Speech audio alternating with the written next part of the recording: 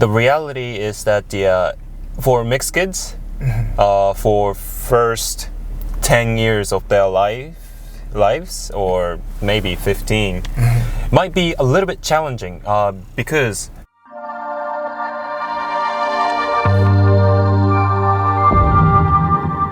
Ranza here. Welcome to another episode of the Melanated Files. I'm joined today by Michael Sakota. You guys have seen him before, right? If you guys enjoy these videos, please consider subscribing to the channel and giving this a big thumbs up if you enjoy the video. So now we're gonna get into Michael's story, right? He's a half Japanese, half Nigerian, living in Japan, born and raised in Japan. We're gonna get into the nitty-gritty of his story right now. Okay, Michael, so I want you to reintroduce yourself to the world. Tell them who you are, right? And give them your background as well. All right, no problem. So, I'm Michael Sakota, as mentioned, and I was born and raised in Japan. And what can I say? I'm 25 years old currently. My mother is Japanese, my father is Nigerian. I'm doing, well, Japanese salaryman, if you can believe it. One thing I wanted to ask you about the last interview was about your upbringing, right? Your household, like the way it was living with your sisters and brothers inside the house. So your wife is also Japanese, right? Actually, my wife is Russian. Okay, Russian. Okay, nice. Wow. What an interesting dynamic, right? I know, right? Yeah. Okay, so your father's Nigerian, your mom is Japanese, and your wife is Russian. So your kids are Russian, Japanese, Nigerian, Japanese, like a mixture. Okay, cool. Yep. Interesting. Growing up, what was that like? Because I find it really fascinating that you had Japanese sisters and brothers, and your mom is Japanese, and your stepfather was Japanese as well. Like, tell us more, like, what was that dynamic like growing up, going to school, going out? I really want to know more about that. Okay, sure. Well, I don't know. The good was that we were a perfectly happy family, you know. Nice. My brother and sisters, you know, they didn't really see me as different, you know. We were just regular brothers and sisters. But maybe from some people's perspective, we might have looked weird. Because of course, you know, in a typical Japanese family, there's this one black kid joining in there. So sometimes maybe people have given us a you know, funny look, but yeah. But you felt okay inside your house with your family. Everything was okay. Yeah. So are you the oldest one? Yeah, I'm the oldest. Were there any like sort of interaction with your brothers and sisters that you probably like explained being like mixed to them? Was that conversation a thing in the house at all? I guess at some point, yeah, my brother and sister started asking questions like how Michael is kind of different, and my mother had to kind of explain. But yeah, it was all natural to us, I guess. But at one point, it was funny because, you know, brothers always fight, right? Yeah. When they're especially kids. Okay. And in one fight, my brother started saying to me, like, "Go back to your country." What?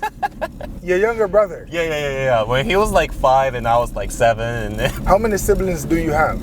I have one brother and 3 little sisters. Okay. Yep. Wow, your brother said that. You beat him up, right?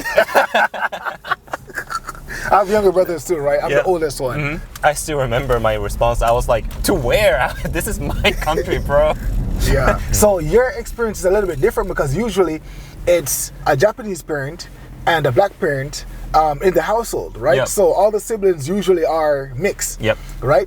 So I'm so fascinated by the fact that you're in a household where you're the oldest one and you're mixed. So phenotypically, meaning the way they look, your brothers and sisters are, I guess, full Japanese, quote unquote, right? Like in terms of how they look. That's another question. Like who is a Japanese? For instance, I would get comments, and some people would say, well, if you're Japanese, you look a certain way. But I've met so many people who don't look phenotypically Japanese who are Japanese. So like, what's your definition of a Japanese person? Like, what would you say if someone said, who is a Japanese? What would you say to that? Yeah, just be honest. Yeah, I would say that the whatever. Well, if the person says that he's Japanese, you know. Well, whether you're not Japanese or you are, you decided. You know, I think that I'm Japanese, so I'm Japanese. No matter whoever says, you know, you're not, because you don't look like Japanese, but I consider myself Japanese. You know, I like Japanese sweets over Western sweets, you know, like I would have rice cake over cakes, something like that. So would you say it's what's on the inside that makes a person Japanese? If I have a child in Japan that's born here, right? Right. That child isn't Japanese. They would not get a Japanese passport. So if a child is born in Japan to foreign parents, the child is not automatically Japanese. And some people argue that a Japanese person looks Japanese, but the truth of the matter is, if you have a Japanese mind, you're Japanese. Yep. What do you think a Japanese person would say about that?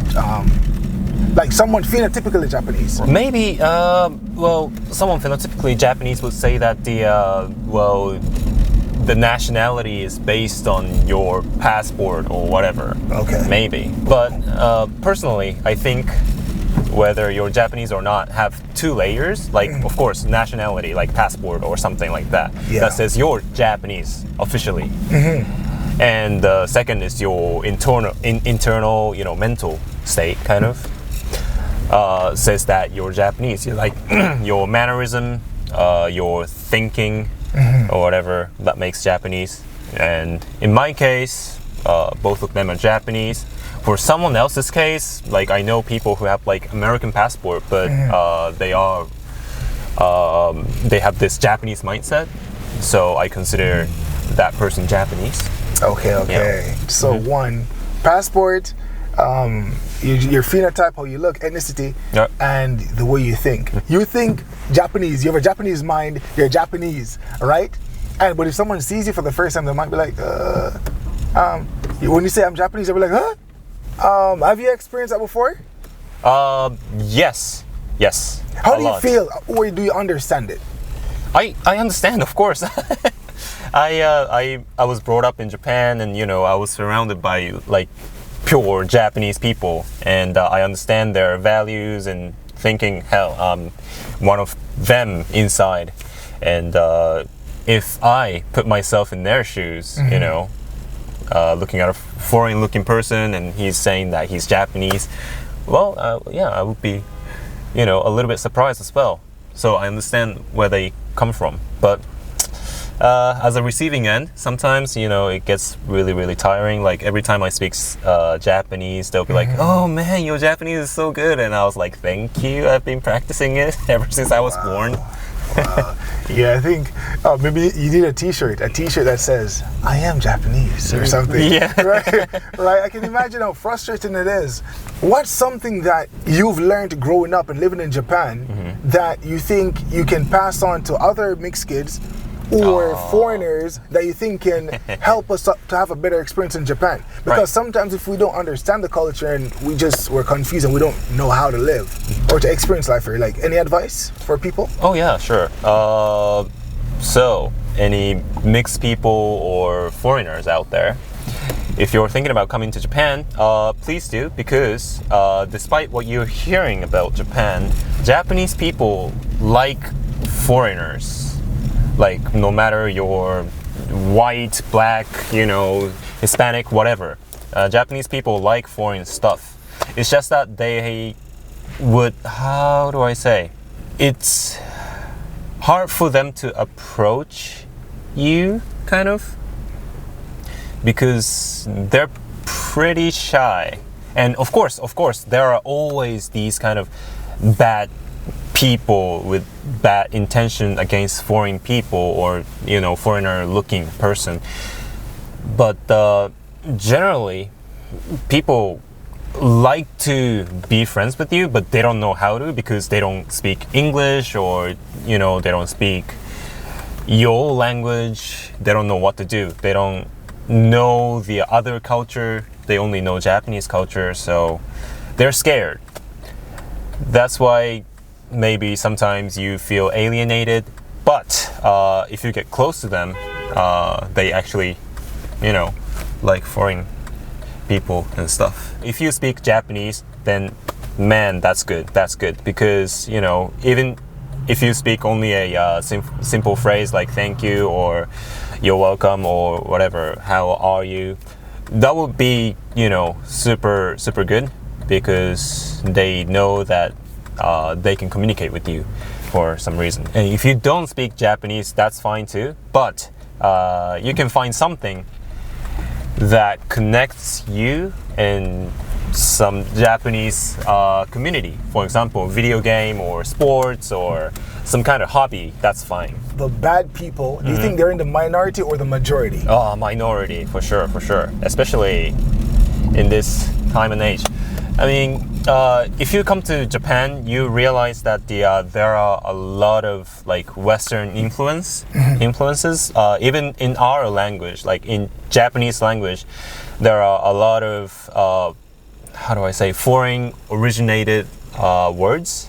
And also if you turn on your TV, you see a lot of like Hollywood star and Hollywood movies, and even in Japanese music they incorporate English, so they clearly have this obsession with the foreign land. You think it's cool? Yeah. They think it's I'm pretty sure they think it's cool. Yes. As a Japanese person who grew up in Japan and who went to Japanese school, I can confirm that they love, Western cultures and everything. What do you want to say to mixed kids in Japan? The reality is that for mixed kids, for first 10 years of their lives, or maybe 15, might be a little bit challenging because you're obviously different from probably outside or inside, maybe depending on what you are. But first, what you gotta do is find yourself, basically. Like, don't try to be like others. You're different, and that's a good thing, because you may think that you want to be like everyone else, but the truth is that after a certain age, people start to wanting to be different. You know what I'm saying? Like they trying to find their edgy kind of hobby just to differentiate themselves from everyone else. Yeah. And you already have that. That's an advantage. You can leverage it to solidify your identity. I cannot really put it nicely, but first 10 years or 15 years might be difficult, but after that, man, you're gonna do super well in Japanese society, Japanese community. So maybe after high school then? Yeah. Okay. Well, I'm saying 10 years or 15 years because that's where I found my inner peace, kind of. Yeah. And you said it was before you went to, where was it, Australia? Australia. It was before you went, right? Okay. You just gotta always know that there are other people like you, struggling to find yourself, and being different is a good thing. That kind of mindset, you have to have this kind of mindset. Being different is a good thing. Don't try to be like anyone else. Don't try to be like someone who you're not, When your kids are born, is there anything that you will teach them as a father, right, to make your sons have the best experience possible while living in Japan? Be different. Be different. Continue to be different, It's pretty much the same thing as I said. That was actually like sort of a message to my future sons. Okay. But yeah, being different is a good thing, and try to leverage that to your advantage. Like I said, you have to play the cards you're dealt with. So that's the message to my sons. Enjoy your life. It's always easy to find some flaws in things, but you have to accept that. Of course, there are downsides to being a foreign-looking person in Japan, but also there are positives, like many positives. So you have to focus on that. You know, try to find positives, and you have to enjoy your life. You know, that's pretty much my creed, you could say. Okay. Stay positive. I wanted to go deeper with like your household, but it seems that there's nothing much there. I think that within itself is insightful. It's good to know that that dynamic works. It's encouraging. Yeah, it definitely works. I mean, you know, your family, regardless of your skin color or upbringing, you know, background, people might overthink that some kind of that type of dynamic won't work, or you know, misjudged or something. But as a person who lived in that dynamic, you know, it was all natural. Have you been to Africa? Yes, one time. Yes. How was it? How old were you when you went there? It was back in 2016, so I was 20. Okay. Yeah. How was it? Did you like it there, or? Oh yeah, I liked it. You know, it's a stark contrast to what Tokyo is. Yeah, I can imagine. I've never been, but I can imagine. Yeah. And Nigeria, was it? Yes, Nigeria. What do you like the most about Nigeria? People are always happy. Okay. You know. Good. Every day when I commute, you know, I see these Japanese working people and their face look dead. Wow. But you know, in Nigeria, everywhere I go, people were dancing. You know, there were musics everywhere. They looked happy, so that's super good. Cool. Do you have siblings in Africa as well, like on your father's side? Yes. Oh, okay. So where can people find you online? Instagram is probably the best way to find me online. In the previous interview, I also said that the Instagram. So I say it again, FBC4, as in the number 4, ever.